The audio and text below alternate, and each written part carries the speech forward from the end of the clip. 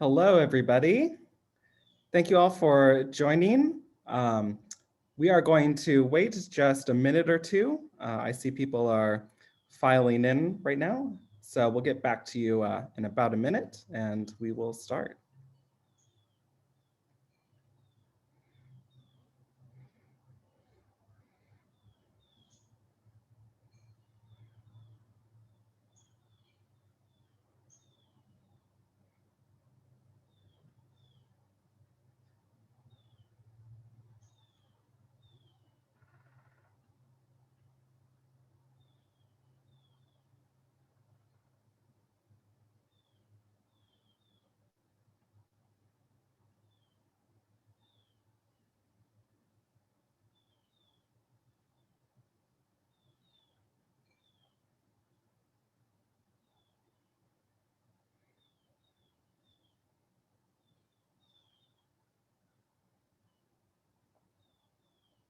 All right, so we will go ahead and get started. I see we still have some people filtering in, and that's fine.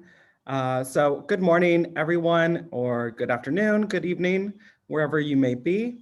Thank you all for joining us today for our webinar, Making Conservation Impactful in the Next Decade, hosted by Boston University's Alumni Association. My name is Blake Alexander Simmons. I'm an interdisciplinary conservation scientist and current postdoctoral research fellow at BU's Global Development Policy Center. I'll be moderating today's discussion. So my work investigates the environmental, political, and psychological dimensions driving environmental decisions and how we can use this knowledge to deliver more effective conservation interventions and behavior change strategies around the world. Today, I'm joined by two conservation leaders, Nirika Murphy and Dr. Christoph Nolte, who will discuss how conservation efforts can better protect our land and natural resources by being more actionable, strategic, and ultimately impactful. So Nirika is the Senior Director of Strategy and Impact at Conservation International and a graduate of Boston University, where she obtained her Master of Arts in Energy and Environmental Analysis, and currently serves on the Board of Directors of the Capitol Hill Arts Workshop. She's an experienced team leader and strategy consultant with a deep commitment to helping executives successfully implement strategies and manage change, spearheading new initiatives that ensure organizational excellence, and ultimately driving mission-driven impact. Christoph is a social environmental data scientist and assistant professor, of Earth and Environment in BU's College of Arts and Sciences, with an interest in the effective conservation of terrestrial ecosystems. His research asks, where do conservation actions happen? What difference do they make? And how can we allocate limited conservation budgets most effectively? His most recent projects focus on the long-term conservation of private lands in the US and Colombia, and frequently collaborates with governments, donors, land trusts, and indigenous governments. So Nirika and Christoph, thank you so much for being here today. A few housekeeping notes before we begin. The first 30 to 40 minutes of the webinar will consist of a panel discussion with the last 10 to 15 minutes dedicated to questions from the audience. So at the bottom of your Zoom window, you will see a button called Q&A. This is where you can submit your questions to our experts. When typing your question, please feel free to also share your name and affiliation so that we can get to know you and who we're talking to. Feel free to add questions to the Q&A box anytime during our discussion, and I'll try to get to all of your questions at the end. So today we are talking about conservation. Nature and its contributions to human life, like food, water, and clean air, are vital to human well-being, but our planet is in the midst of a severe environmental crisis. It's estimated that 2 billion hectares of land on Earth is degraded, affecting some 3.2 billion people, driving species to extinction and intensifying climate change. Over 31,000 species are currently threatened with extinction. So that's more than 1 out of every 4 species that have been assessed in the IUCN Red List. On average, 10 million hectares of forests are destroyed every year, mainly driven by rapid global agricultural expansion. And ocean acidification, a result of the ocean's absorption of carbon dioxide from the atmosphere, has increased by 10 to 30% in the last 5 years alone. So these concerning trends demonstrate an urgent need for increased conservation efforts. But these trends have not occurred against a backdrop of inaction. A range of conservation efforts and interventions have been increasingly implemented around the world to combat this environmental crisis, whether it's through protection, restoration, laws and regulations, incentive programs, or education and awareness campaigns. Halting this global decline in nature is central to the conventional biological diversity and the United Nations Sustainable Development Goals, but success to date has been very limited. So this next decade is going to be crucial for securing our planet's remaining natural resources, and an improved understanding of the impact of conservation efforts is needed so that our limited conservation funds can be better targeted to maximize environmental outcomes. And so now I'd like to turn it to our two experts here today, Nirika and Christoph, to tell us a bit about themselves and their role in this space. They've each provided some slides that highlight their work, so I will get ready to share those now. Perhaps let's start with Nirika. So can you tell us about your role in this space and how you're working to increase the effectiveness of these conservation actions? Absolutely. Thank you, Blake, and thanks for having us here. I'm really excited to share our work, learn about Christoph's, and answer questions. So as you said, my name is Nirika Murphy. I currently work at Conservation International. I'm the Senior Director of Strategy and Impact. And by way of brief background, I am an alumni of BU. I, as you said, got my degree in 2012, my master's in energy and environmental analysis. And I actually also worked in the BU Sustainability Office, which is what kind of set me on this path to begin with. I then went on to work at a number of organizations, including OPower. I did some strategy consulting before CI. And really, I think the common thread and my perspective, the perspective that I bring, is one of helping organizations create really good strategy and execute it effectively to drive environmental impact.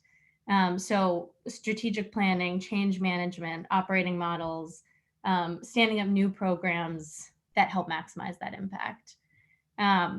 And at CI, that has meant a number of different roles. But if you go to the next slide, perfect, thank you. These are just some examples of the type of work that I do so that the audience has context, from developing and strengthening our strategic plan to make sure that we work on the most important priorities, and then creating good operating models and helping to mature the organization, either CI or in consulting similarly, so that we can actually execute successfully on our strategic plan and reach our goals. And when I say operating model, what that means is things like our workforce plan. Do we have the staff and capacity and skills to execute? Do we have internal incentives and accountability structures? What are the processes to make good decisions when we're deciding how to allocate funding? Those types of questions from an internal perspective. And most recently, one of the projects that I've been working on is standing up Conservation International's monitoring and evaluation system. So how do we measure impact on our goals and report out to donors and the public, and also internally hold ourselves accountable and make sure that we're having impact, so that we can learn and invest our time and our effort where we're having the most impact. And so what you see on the right side of your screen is some metrics that came out of our impact report last year around carbon, people, species, and hectares under conservation that CI supported along with partners. And these are the kind of metrics that we're developing and the methodologies that we're developing to try and help not only with accountability and measurement on goals, but also to build an understanding among the public of why this is important, why this type of work is important. And yes, I think that's, there might be one more slide. Yes, okay, perfect. So I think this is a really big challenge, as Christoph will also talk about, I am sure. Measuring impact has been really elusive for the conservation industry, and there's a lot of factors contributing to that. One is that conservation is extremely complex. You have a lot of different factors that are really hard to separate out as you're measuring impact. The economy affects things like deforestation, policy, governance, a multitude of stakeholders. And when you're trying to engage those stakeholders to make a difference, you have to select which ones you're going to focus on, but they also have competing incentives and priorities to help with conservation efforts. And then attribution is also difficult because you have so many people contributing to the space. And then third, another challenge is that the industry really doesn't have standardized metrics historically. I think we're getting there. We're seeing a lot of movement, but there really aren't best practices that are fully developed. And so I think folks like Christoph and you are helping to push that through really strong science. But making that science accessible is another challenge. And then, and we can get into, this is a lot, but we can get into some of these other challenges during the discussion. But another challenge that conservation organizations face is that our funding is sporadic, but change in conservation takes a very, very long time. It could take 5 years to establish the needed relationships with government and corporations or other stakeholders to pass good policy, then another 5 years to implement the policy to make sure it's working, and another 5 years to monitor it and make sure that it's sustainable. And we're typically getting funded on a 2 to 3 year cycle. So you can imagine it's very, very difficult to plan ahead. And the last thing I will say, I won't go through all of these, but the last thing I will say is that there's been a lack of investment in M&E, and there's always a trade-off in our industry between doing conservation work on the ground, funding salaries to actually go out into the field and do this work versus measure this work. And when there's very limited funding and dollars, that's a constant choice that we have to make. So I think we can do it. We're doing much better. There's really good signals, I think, from donors. There's a huge push from inside conservation organizations to do better and continue learning.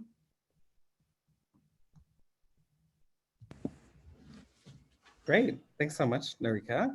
I'll hand it over now to Christoph. So Christoph, tell us a bit about your work and how you're addressing this big problem of conservation impacts. Yeah, wonderful. Thanks for having me.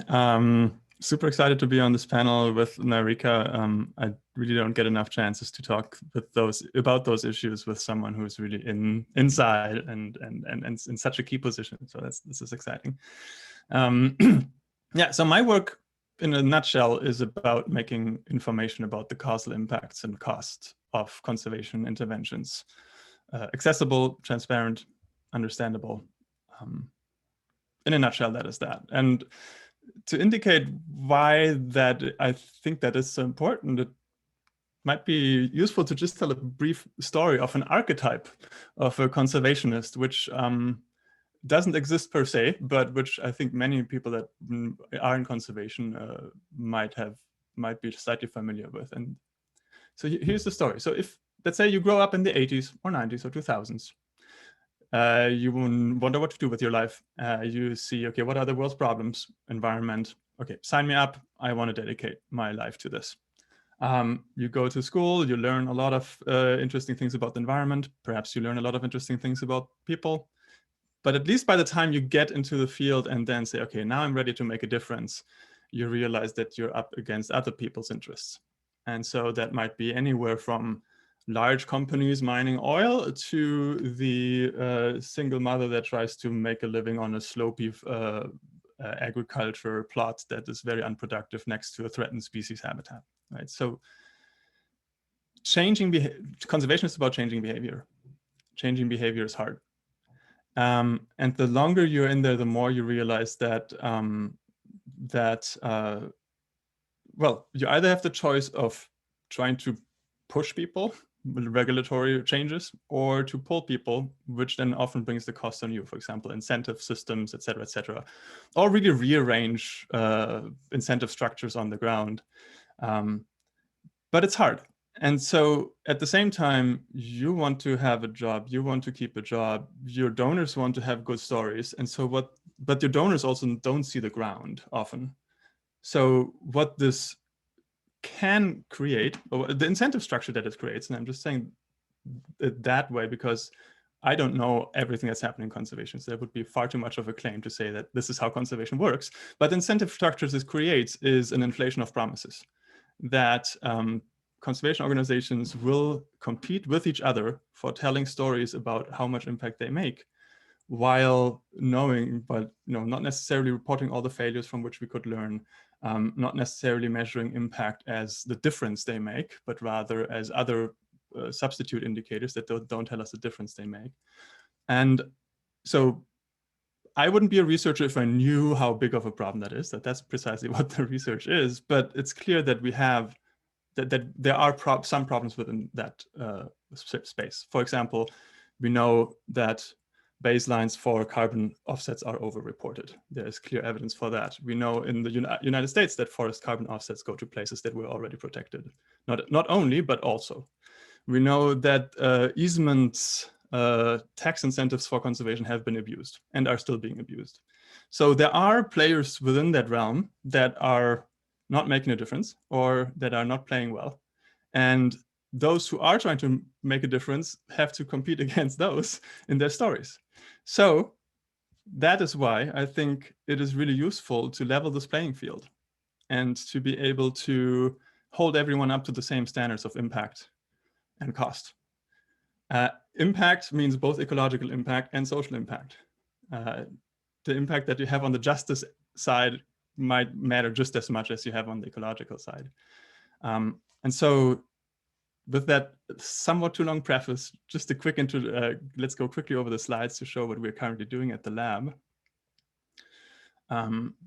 So the thing that really makes this a really exciting time to work in this field is that we do start to have a ton of data that allows us to capture the reality of what's happening on the globe in a detail that starts to get detailed and specific enough for us to make those claims and to level this playing field. Not everywhere the data situation is the same, but we have satellites that circle the globe that observe the entire planet, and that will only get more precise and more highly resolved. So one thing that we're doing at BU is to build places, which is a system that brings all that information together at the level of the property, so that we know who owns that place, what have they done since they have had it, is it conserved or not, what would happen if we conserved it, what are its geological, its environmental, etc. features, what could be on that land if we conserved it, etc. And what will it cost, so including sales data. And then next slide, one thing that this work allowed us to do is, for example, the creation of the first high-resolution estimate of land value in the United States, which is so far the best predictor that I have seen, and we have validated this again, for the actual cost of acquiring land for conservation in the United States.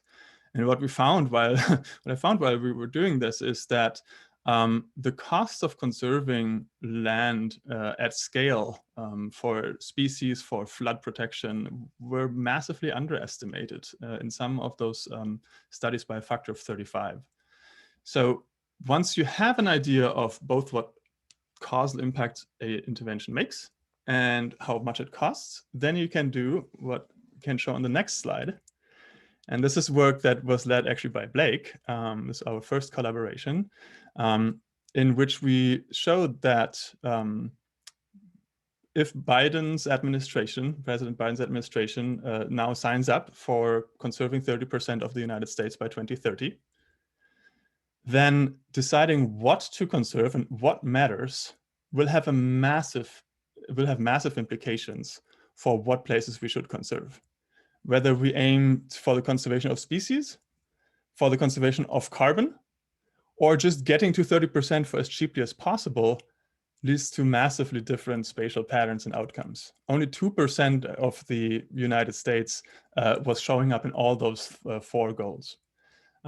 So coming back to what the kind of work what we're doing, making this information as accessible, as understandable, as transparent as possible, might help level this playing field and hopefully work a little bit against the incentives that, you know, no conservation organization, it's not no organization's fault. It's just the structure of the problem. And but leveling the playing field and holding up everyone against the same standard might actually help everyone to work towards better, more impact. So that's my spiel. That's great.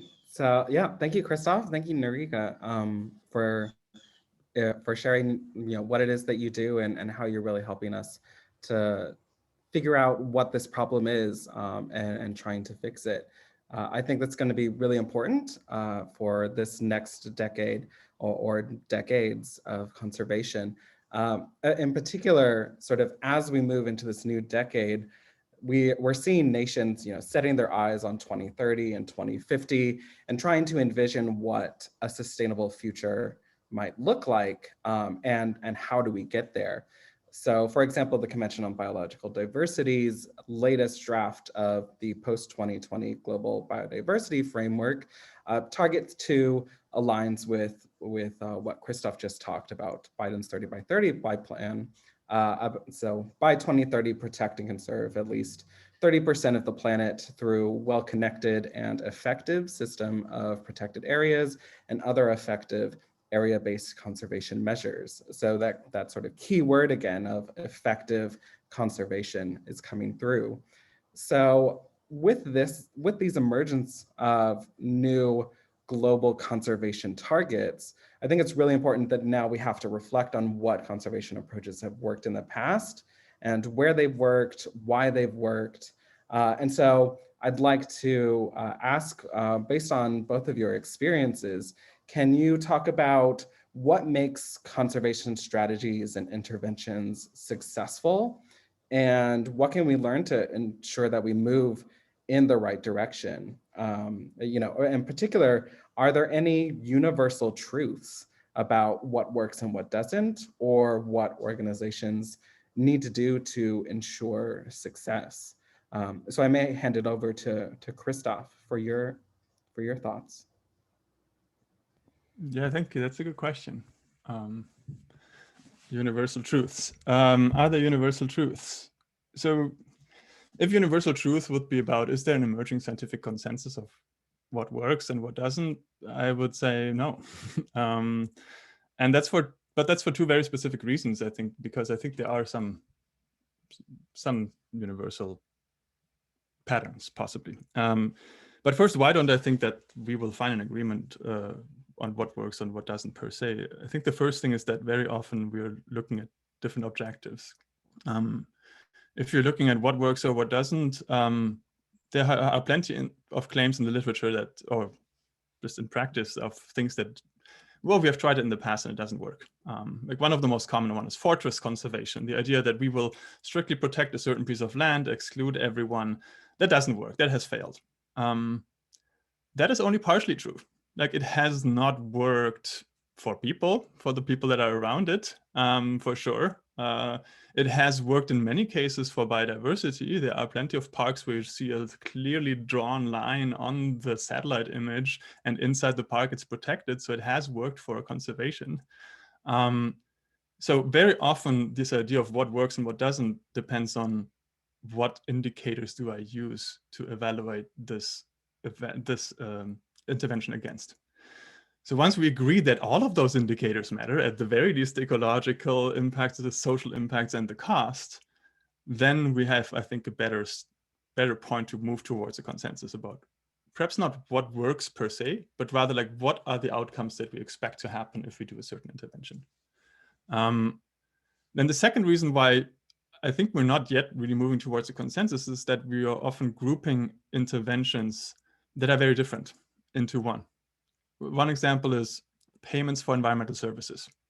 For those in the audience who are unfamiliar with this, the idea is we pay landowners or people who live on a certain piece of land to not cut down their trees, or to mostly it's about not doing something that they would otherwise do. There are plenty of programs around the world that do that. And now we have 10 years of evidence, and it's being reviewed. And we see that it depends whether or not this intervention makes an impact. It depends on how it is designed. It depends on who the people are. It depends on who gets into the program. It depends on how you select who gets into the program, et cetera, et cetera. We often always have this incentive that those who already protected their land are the most likely to be selected into programs on average, right? Because it's the ones that are willing to protect their land at the lowest cost because they're already doing it. You get the largest area. If you're a conservation organization, you want to report area, you get a large area if you enroll people that are already protecting their land. But that doesn't necessarily make a big difference.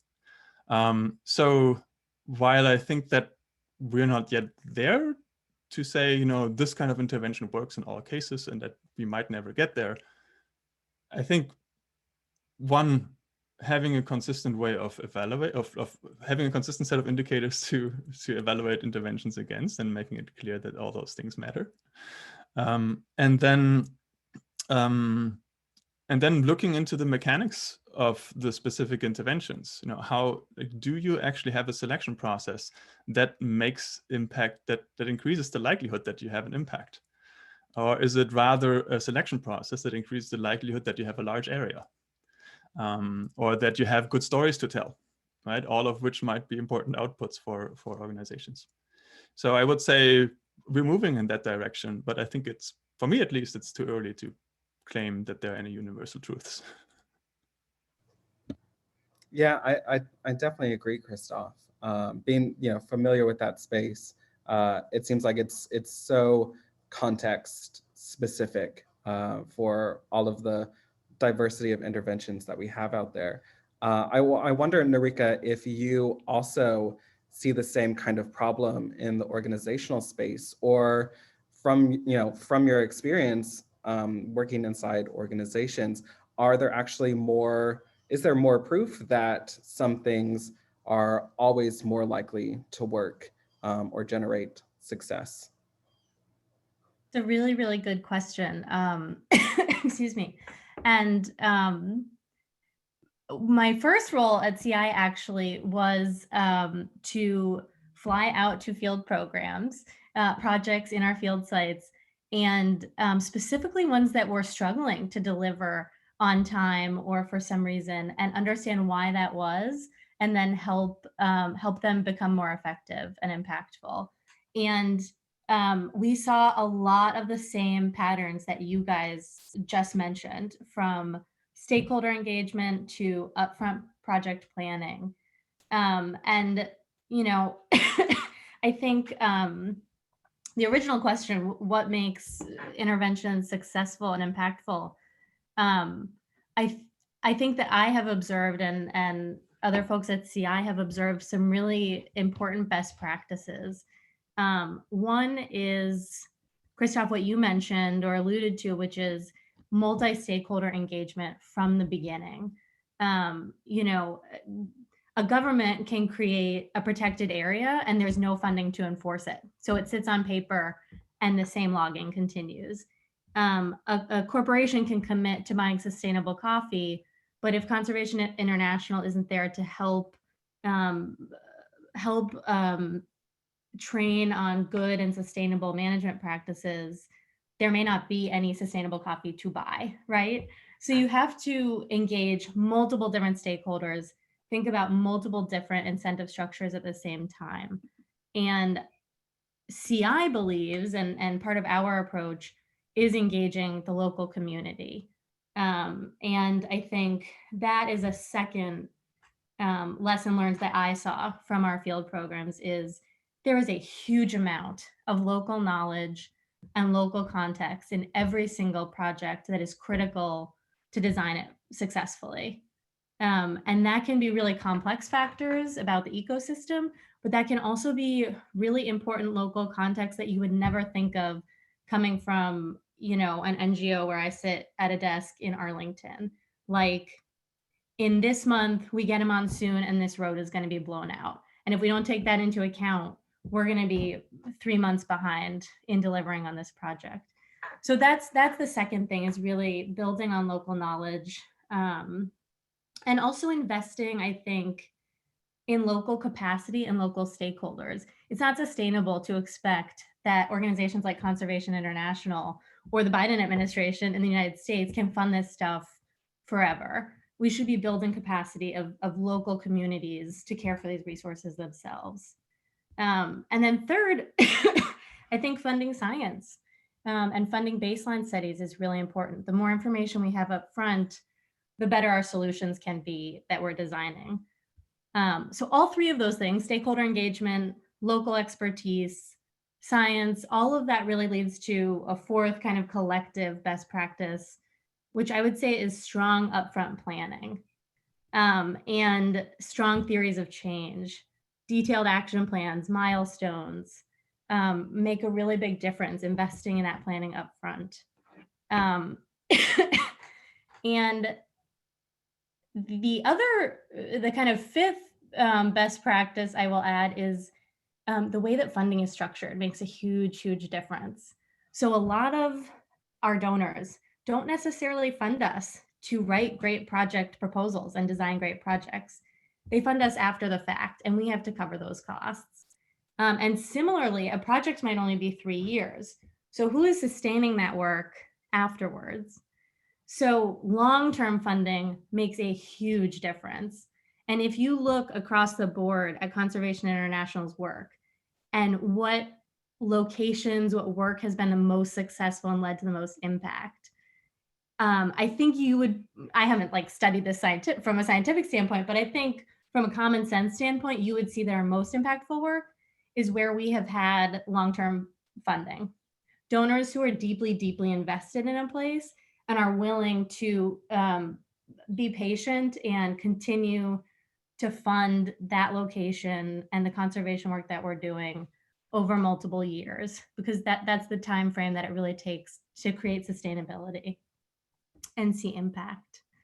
And I will also, in your guys' paper, you reference actually, you cite the paper by Rachel Golden Kroner, who is a CI scientist, and her work is focused on PAD, which is basically the downgrading and degazettement of protected areas. And you know, in the United States, for example, under the Trump administration, we saw the largest downsizing of protected areas, I think, in US history. And so I guess that relates just to say we do need to do long-term planning and sustain this work. And that requires funding and or building up local capacity. And then the other thing, there's lots of other factors, but a couple other things I will say just briefly are the candor that we can have with donors. So when we have a new donor, you know, we have to manage them to ensure that we get those funding so we can do some of the work that we're trying to do. But our best donors are donors who understand the complexities and who we can be fully and transparently honest with about the risks that we're anticipating, about delays like that road thing that I mentioned, and who support us through that entire process. That allows for much more transparency, and it allows for much more learning and honesty, because we're not just storytelling. We know that they'll stick with us, and we know that they're willing to learn with us. And then one other thing I will add is the operational side, which I think we rarely think about. But from what I have seen, projects, just like in the business sector, require great project managers. They require great strategy. They require strong monitoring and evaluation and a budget for monitoring and evaluation so that we can track our progress, which is not something that donors typically want to fund. And so thinking about all of those operational things from a business perspective, we need those too. And that, I would say, is the last kind of best practice. Programs that have that capacity definitely benefit in the on the ground conservation work and the results. That's great. Thank you. I'm interested in a few things, especially that sort of were triggered in my mind while you were speaking, is thinking about, turning the, and we may have really great goals and priorities and international targets, but translating those into practice in order to actually meet these deadlines may be quite challenging, like especially Nirika, when you talk about, the best way to approach these things is you've got to get a hold of a bunch of different stakeholders, and that's not going to happen, overnight. And you've got to get funding ideally ahead of time, so then you can start doing these things as soon as possible. And even sort of thinking about, Christoph, in terms of planning for easements and thinking about cost prioritizations across a heterogeneous landscape. I wonder kind of what you think about some of these short-term like 2030 targets where we want to achieve such great things in in less than 10 years now. How feasible is this sort of in reality, knowing if we want to do a really effective, really have effective outcomes, it requires so much work at the front end.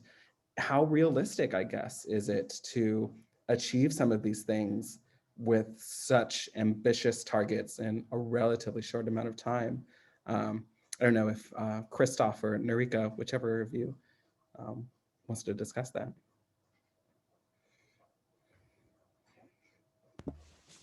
Yeah, I don't know, Nirika, go ahead. I saw you.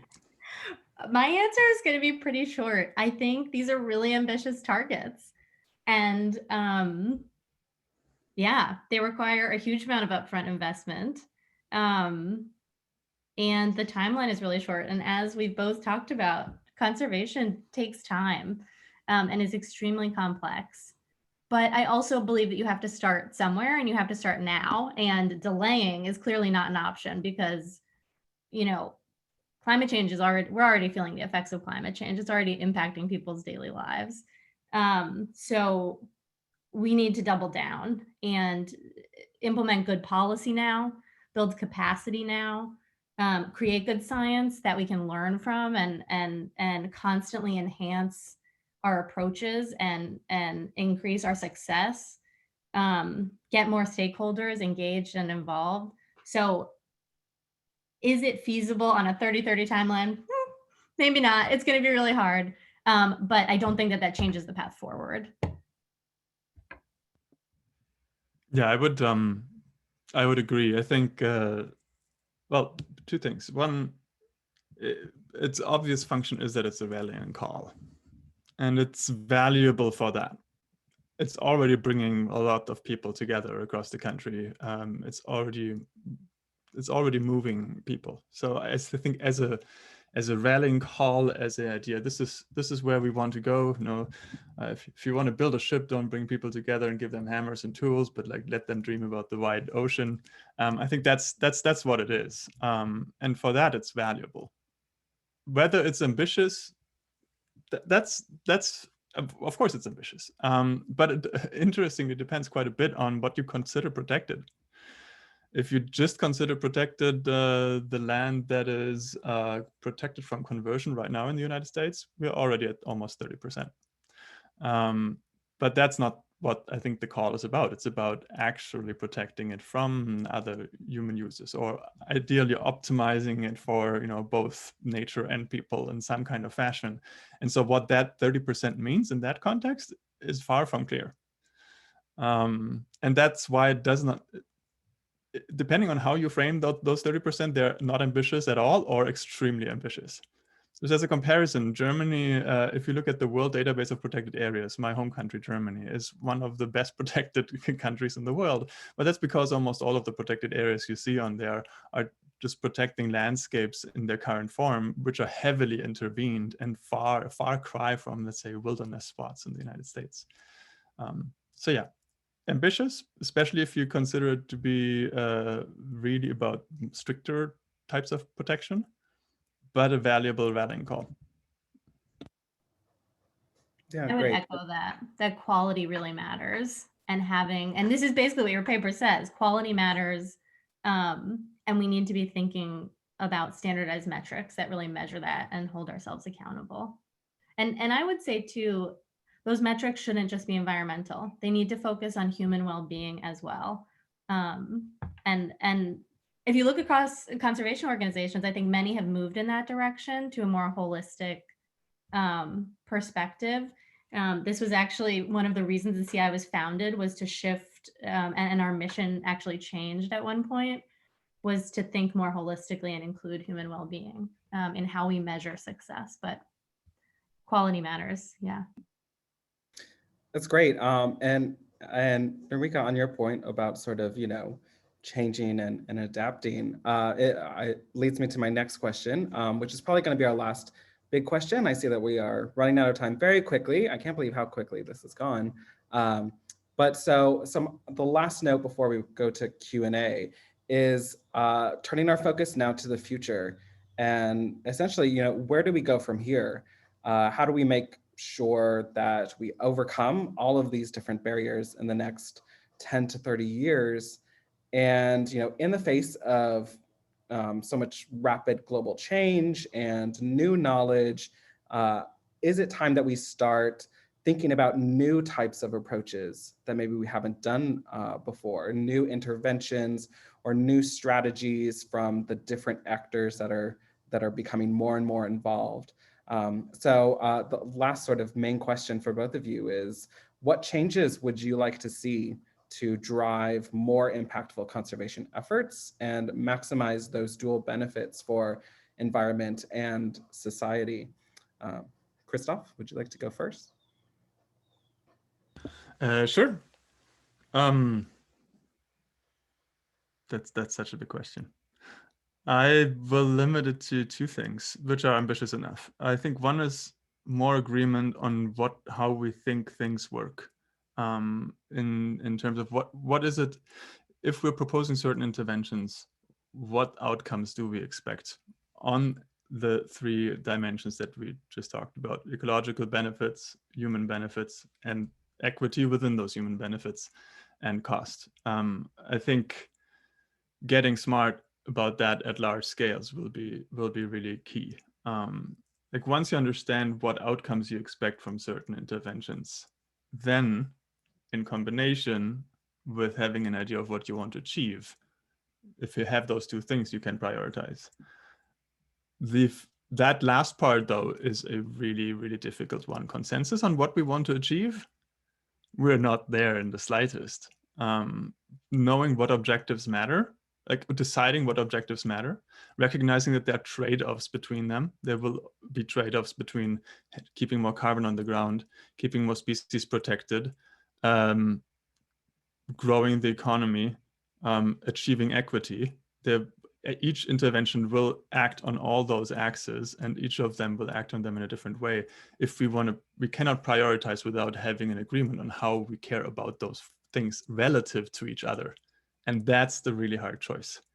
And I think that's a process where a lot more democratization, a lot more widespread engagement in what is the world that we want to live in, that is both acknowledging that there are those trade-offs and allowing everyone to see those trade-offs, and allowing everyone to see the trade-offs that are inherent in making choices about specific interventions.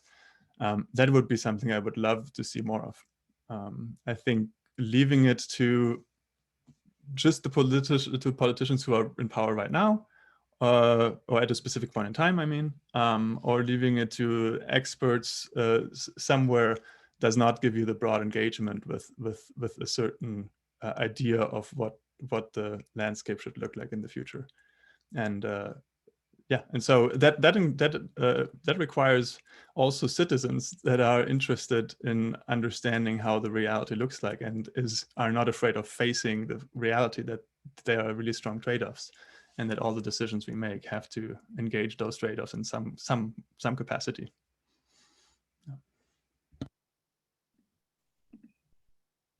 Awesome. Yeah, building on that, I think when I look across the different stakeholder groups, I would like to see different things from each one. So, you know, Christoph, you just talked about agreeing on what works and having standards. I think that can come from the scientific community, number one. And scientists have really been pushing the bar on conservation to show us what works. Not every organization is large enough to have scientists internally. CI has a huge science department, but we're also, you know, an organization with a $175 million budget annually, which not every conservation organization has. So I would love to see from the scientific community a focus on diffusion of science, not just publishing papers, but making the findings and the advice actionable and putting it into the hands of stakeholders. That, you know, scientists and academic institutions are not just worried about publication, but putting out 2-page white papers that in common language speak to these findings, think about the communication channels that practitioners in the field are using and getting their information from, and really ensuring quicker and higher quality education. From donors, I would love to see more funding of really good M&E, both upfront to understand, you know, what's working from a scientific perspective, but also in individual project budgets to measure so that we can learn as we're implementing. And I would also love to see from donors that they talk to one another and come up with some standards around metrics. It is extremely costly and difficult and a staffing burden to report in one way to this donor, another way to this donor. And I think donors have the money and they therefore have the power. And so it would be wonderful to see a focus on M&E and funding organizations and creating incentives for organizations to show measurable impact, and then also being willing to fund us to do that. I think that they can change that incentive structure, especially for NGOs. And then from NGOs, I think and maybe this is like corporates as well. I would love to see standardized, proven models of what works, and specifically perhaps more cross-pollination of ideas with the private sector. I think that we are often coming from the perspective of everyone should care about this, and that's not true. And so looking for those other incentives to engage folks and create investment in conservation. And even from a strategic planning standpoint, you know, McKinsey's 7S model for strategic planning has been around for a long time. It's still used because it works. Kotter's change management model is like an industry standard used by tens of thousands of consultants, probably on a weekly basis, because it works. And I think that we can streamline and create more efficiency in our planning and allow for more learning and best practice adoption if we have a similar approach to knowledge management and creating models that work and best practices that work and sharing it across the industry. Great. Well, thank you so much for your thoughts on that. So we have about 10 minutes left, and I know we have quite a few questions in the Q&A. I'm going to start with one that was submitted through the registration link beforehand to make sure that we get to that. So this question is, what do you see as the role of contemporary media, both conventional mainstream media and social media, in advancing actionable conservation ethics? Anybody who has thoughts on that?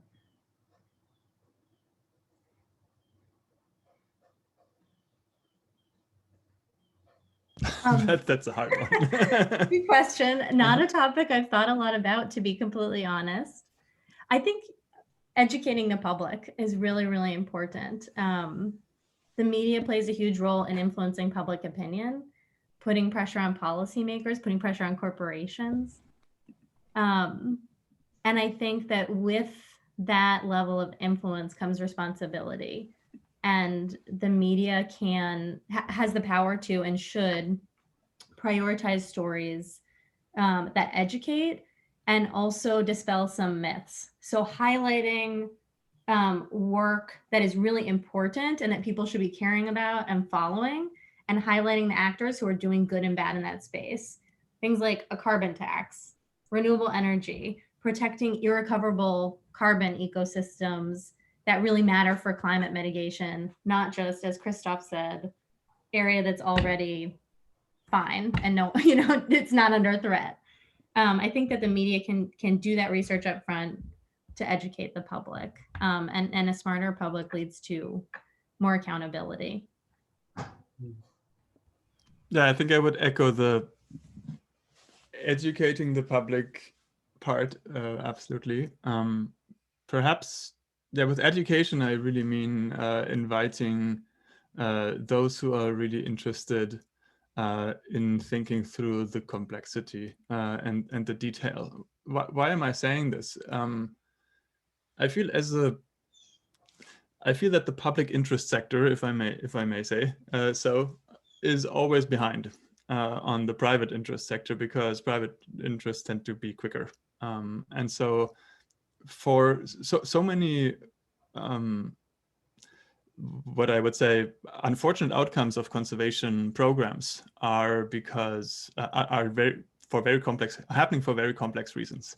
So I'm going to post 2 articles in the chat that just illustrated for 2 examples. One is the abuse of conservation easements for tax incentives, which is actually quite complex, but there is an article that brings that together really nicely. 2, the accusation that forest offsets that Disney and BlackRock and others buy don't make a difference either. Understanding why that claim is made and makes sense takes a while to understand, but some of the news organizations do a really good job at breaking it down. And I think so that in my realm, having the time to think through this complexity, but perhaps not having to study environmental science for it, that's a great thing. Yeah, that's an important role. That's great. Thank you. I'm going to combine sort of 2 kind of related questions that I see here, focused around the issue of policy. And so John asks, how do we compete against legislative or executive turnover in the US when trying to implement conservation efforts that will be long-term in this country? And Keely also asks sort of, what is the role of students like them studying that policy side of things? Where is the policy gap that needs to be addressed, and how do we kind of address that? So yeah, so there's questions about, what is the policy space for trying to get things effective, especially when we're considering this high, policy turnover rate, especially that we have here in the US.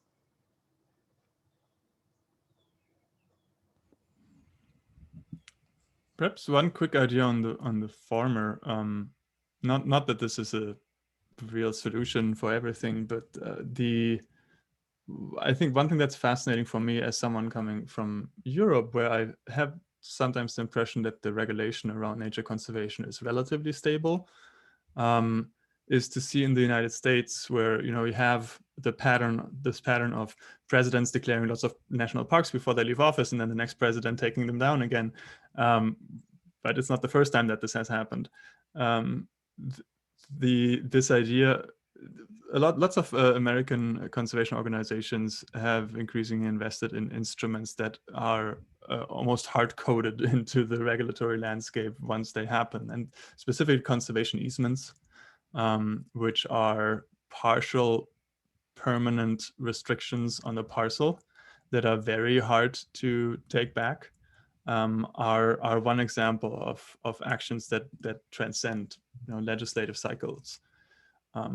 But in addition to what's happening on the federal level, perhaps it's also important to recognize that conservation is actually a bipartisan issue in the United States. The support for conservation is across, so it depends on what specific environmental issue you're looking at. So I'm not, but you do, let's say that the largest conservation bill in, I don't want to say in US history, but to my knowledge, it's the largest chunk of money that has been liberated for conservation in, at least in the federal funding, were the $4.5 billion that were made available through a bipartisan bill under last year in 2020 through the full funding of the Land and Water Conservation Fund.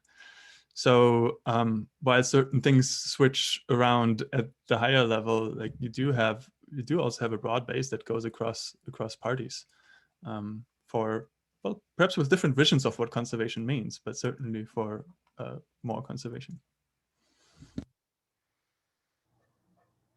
I would agree that there's an opportunity to think about what type of policy sticks and is hard to retroactively remove, and then also engaging really diverse stakeholders to make sure that public pressure is consistent and collective and affecting both parties.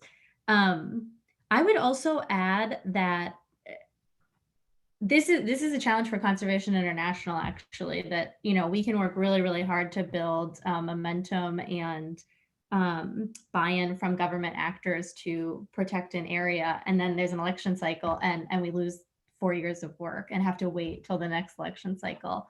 But there are actors like CI or like local organizations that do that work consistently. And so I would say, we can look to politicians and policymakers, but we can also look to organizations that do have consistent funding, do have consistent pressure, who can continue to move the needle forward.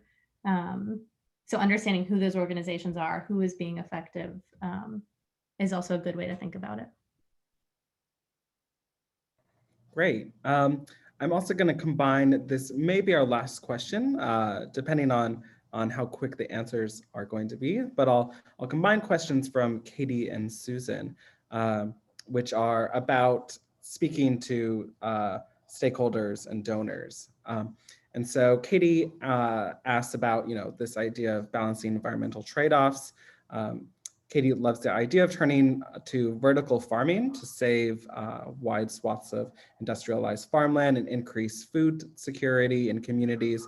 But the energy costs of that model are so high that Katie worries the net impact would be comparable to what we're already doing now. So she asks, how would you address concerns like these when you speak to stakeholders and donors? And maybe relatedly, Susan asks, what's been one of your most creative methods for garnering support and funding in these different types of situations? So maybe Nirika, if you want to speak most directly to that, and then Christoph, if you have any other additional ideas. I don't know anything about vertical farming, to be completely honest.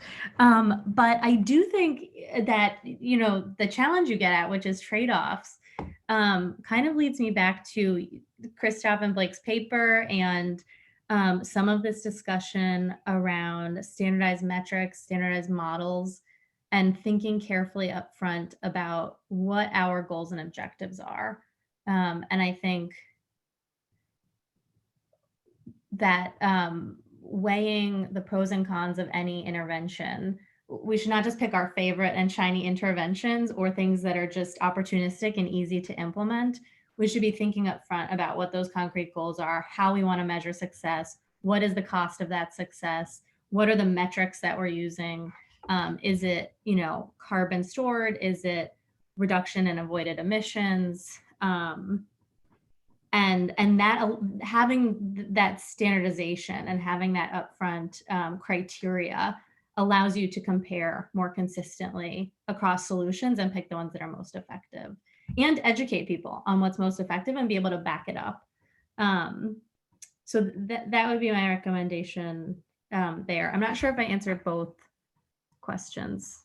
So kind of the follow-up to that is how do you deal with that, I guess, on the ground with the stakeholders who maybe they want to use this particular metric or this priority, and maybe you sort of feel differently, or sort of how do you navigate those different priorities between stakeholders, and especially regarding donors too, if they have different visions?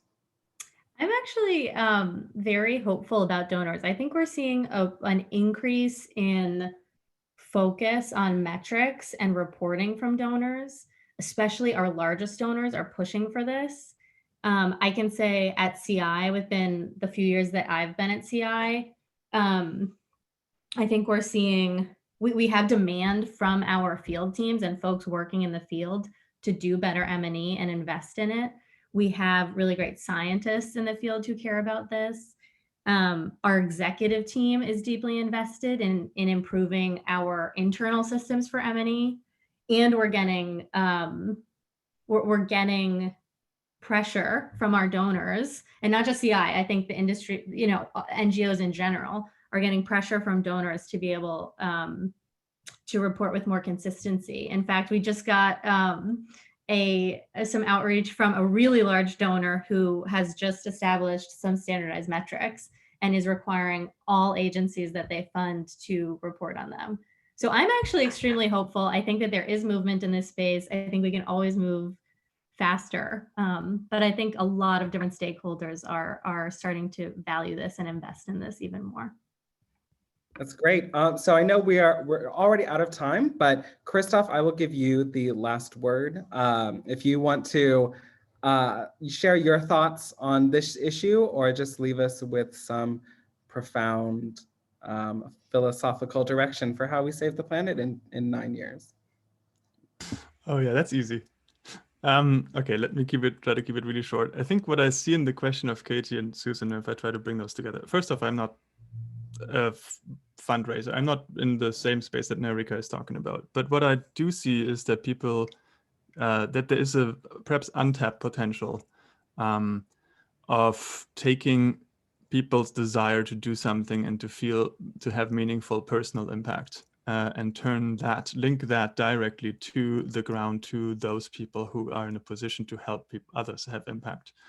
And so on the vertical farming side, I'm not an expert on that either.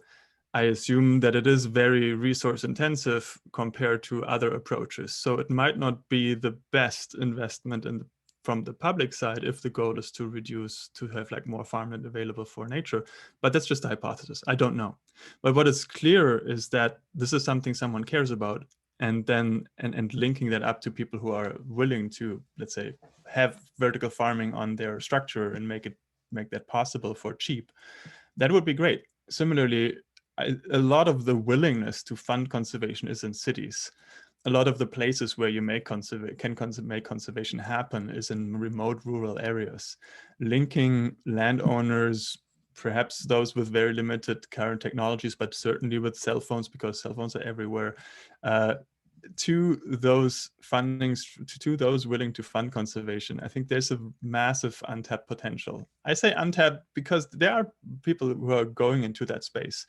But what these platforms often miss is consistent ideas of impact. So if we had a platform that not only links people up, but that also helps understand, okay, how do I evaluate this idea that someone proposes against this other idea that someone proposed, and how do I combine that personally with how I feel about this particular place? I think that would really untap a large potential of the willingness of people to make a difference. And so that's something that I would like to see more of. And to the extent that, the data that we are synthesizing at BU can help make those platforms possible, that would be really excited to contribute to. Great. Well, wonderful. So Thank you so much, Nirika and Christoph, for sharing your words of wisdom with us today. Again, and thank you to all of our attendees. Apologies if I didn't get to all of your questions. If you want to see more events like this that the Alumni Association is holding, I've popped into the chat a link where you can access those different alumni events. And so again, thank you, our panelists, speakers, attendees, and donors. I think today was really illuminating and a great, complementary perspective on where we need to go and hopeful insights for the future. So And thank you all Blake. again. Thank you, Blake. Yeah. Right. Take care, everyone. Thanks for the good questions. Bye, guys. Take Thank you. care. Bye. Thanks for having us.